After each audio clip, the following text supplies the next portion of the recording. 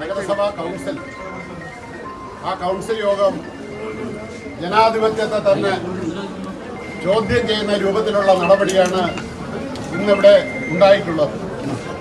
നഗരസഭയുടെ കൗൺസിൽ യോഗം ആരംഭിച്ചു. ഒരു കൗൺസിൽ യോഗത്തിൽ ചർച്ച ചെയ്യാൻ പോലും കഴിയാത്ത തരത്തിലുള്ള ദീർഘമായ അജണ്ടകൾ ഉൾപ്പെട്ട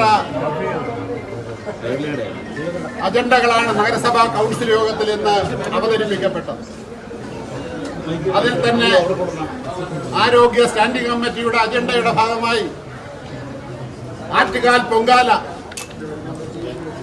പൊങ്കാലയെ സംബന്ധിച്ചുള്ള കാര്യങ്ങൾ ചർച്ചയ്ക്ക് വന്നപ്പോൾ ബഹുമാനപ്പെട്ട മേയർ എല്ലാ അജണ്ടകളും ഒറ്റയടിക്ക് പാസാക്കിക്കൊണ്ട് ഈ നഗരത്തിൽ ഏറ്റവും നാണക്കേടുണ്ടാക്കിയ ചരിത്രത്തിൽ ഇത്രത്തോളം നാണക്കേടുണ്ടാക്കിയ ഒരു അനുഭവം ആറ്റുകാൽ പൊങ്കാലയുമായി ബന്ധപ്പെട്ട് ഉണ്ടായിട്ടില്ല എന്നുള്ളതാണ് യാഥാർത്ഥ്യം.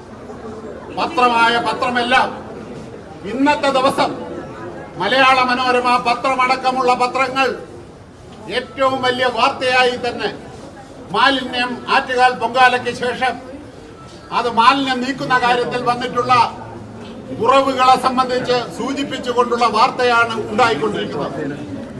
10,000 ജീവനക്കാർ അധികമായി ആറ്റുകാൽ പൊങ്കാലയുടെ ആവശ്യത്തിന് വേണ്ടി ആളുകളെ പുതിയതായി എടുക്കുകയും താൽക്കാലികമായി അവരെ കൊണ്ട് ദിവസക്കൂലി ഇനത്തിൽ ജോലി ചെയ്യിപ്പിക്കുകയും 3000-ഓളം അധിക ജീവനക്കാരാണ്.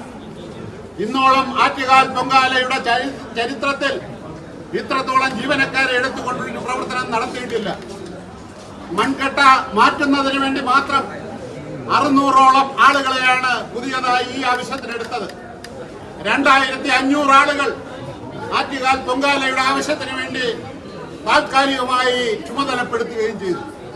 നിങ്ങൾക്ക് പത്രക്കാരായ നിങ്ങൾക്ക് എല്ലാവർക്കും അറിയാമല്ലോ, ആറ്റുകാൽ പൊങ്കാല ദിവസം ഈ പൊങ്കാല കഴിഞ്ഞതിന് ശേഷം നഗരം മാലിന്യത്തിൽ തന്നെ മാലിന്യ കൂമ്പാരമായി മാറിയ അവസ്ഥയെ സംബന്ധിച്ചാണ് നമുക്ക് കാണാൻ കഴിഞ്ഞത്. അതിനെ സംബന്ധിച്ച് നഗരവാസികൾ ചോദ്യം ചെയ്തപ്പോൾ അതിനെല്ലാം തന്നെ BJPയുടെ നേതൃത്വത്തിലുള്ള ഈ നഗരസഭാ കൗൺസിൽ മേയർ ഉൾപ്പെടെയുള്ളവർ സഹികെട്ടുകൊണ്ട് ഈ കാര്യത്തിൽ സൂചിപ്പിച്ചത് അവരുടെ പരിചയക്കുറവിനെ സംബന്ധിച്ച് ബോധ്യമുള്ളവരാണ് ഞങ്ങൾ. അവർക്ക് ഇത്തരം കാര്യങ്ങളെല്ലാം തന്നെ ചെയ്യുന്നതിൽ എന്തെങ്കിലും കുറവുണ്ടെങ്കിൽ ആ കുറവ് യാഥാർത്ഥ്യബോധത്തോടു കൂടി സൂചിപ്പിച്ചിരുന്നാൽ അത് ഉൾക്കൊണ്ടുകൊണ്ട് അത്തരം കാര്യങ്ങളെ സഹായിക്കാനടക്കം ഉത്തരവാദിത്തപ്പെട്ട ആളുകളാണ് LDFന്റെ കൗൺസിലർമാർ. ആ കാര്യങ്ങളിലൊന്നും തന്നെ യാതൊരുവിധ ആലോചനയുമില്ലാതെ ഈ ജീവനക്കാരെ കൊണ്ട് ഈ കാര്യങ്ങൾ നടത്തിയിട്ട് 8:30 മണിക്ക് തിരുവനന്തപുരം നഗരത്തിലെ മാലിന്യമാകെ നീക്കം ചെയ്തു എന്നാണ് ഇന്ന് ബഹുമാന്യനായ മേയർ നഗരസഭാ കൗൺസിലിൽ പ്രഖ്യാപിച്ചത്.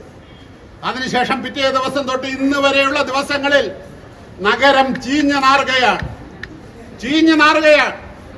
അതിനെ സംബന്ധിച്ചുള്ള വാർത്ത വന്നപ്പോൾ അതിന് മറുപടി പറയാൻ ആ നാണക്കേട് കൊണ്ട് മറുപടി പറയാൻ കഴിയാത്ത രൂപത്തിൽ മേയർ കൗൺസിൽ യോഗത്തിലെ അജണ്ടകളെല്ലാം തന്നെ പാസ്സായതായി പ്രഖ്യാപിച്ചുകൊണ്ട് ജനാധിപത്യത്തെ പോലും തകർക്കുന്ന രൂപത്തിലുള്ള സമീപനം സ്വീകരിച്ചുകൊണ്ടാണ് കൗൺസിൽ യോഗം അവസാനിപ്പിച്ചത്.